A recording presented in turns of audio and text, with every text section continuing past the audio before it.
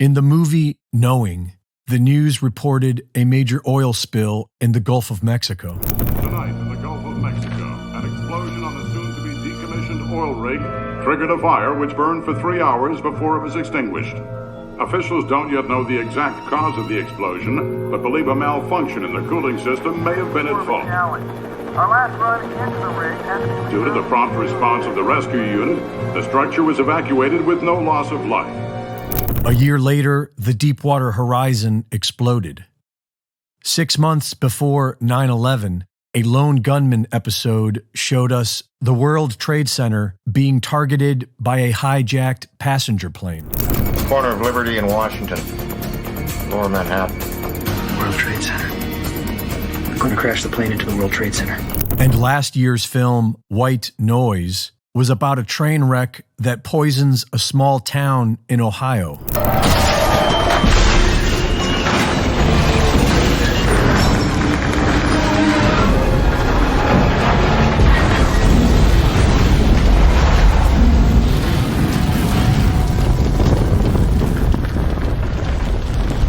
This is the very same story now playing out in real life. Within a year of White Noise's release, the actual event occurs in real life, in Ohio, in Texas, and in Michigan. This is known as predictive programming, and its purpose is to psychologically trick the minds of the masses into accepting major traumatic events that would otherwise be resisted. In the book Secret Societies and Psychological Warfare, Michael Hoffman describes a mind control technique known as the revelation of the method.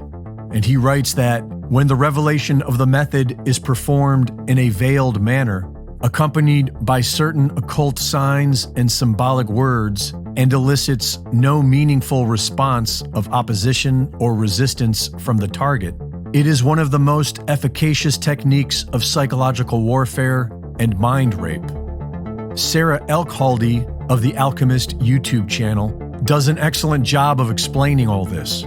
According to Elkhaldy, there is a law of nature in this universe that compels the dark occult to first gain our consent before trespassing against us, because they believe this protects them from the natural laws of cause and effect. They offered, and we accepted, so it's all fair. A lack of response to an action is often taken as an approval of that action. And there is an old Latin proverb that says, "He who is silent when he ought to have spoken and was able to, is taken to agree." Silence is considered by many to be a form of consent. And so it is through a veiled performance of the revelation of the method technique that these dark occultists believe they are gaining our consent, what we know as predictive programming. With predictive programming, the minds of the masses are impregnated with visuals of a major event before it happens. This is done through all forms of media and can be very subtle so that nobody notices. But the subconscious mind notices everything and can easily be programmed through repetition. And so these controllers repeat whatever it is that they want us to accept as reality. Because these images are delivered to us through entertainment, they elicit no meaningful response of opposition or resistance, and so we accept them, subconsciously. And when the event happens in real life, it is already familiar and acceptable to us, as if that's just the way it is. It's a mind trick, and it works by keeping everyone locked in a spectator state. This causes what is known as paradigm blindness, which is when a person is incapable of seeing any reality other than what they've already been exposed to by the media. This paradigm blindness will cause a person to get emotionally triggered whenever confronted with an alternative point of view that they have not been programmed to accept.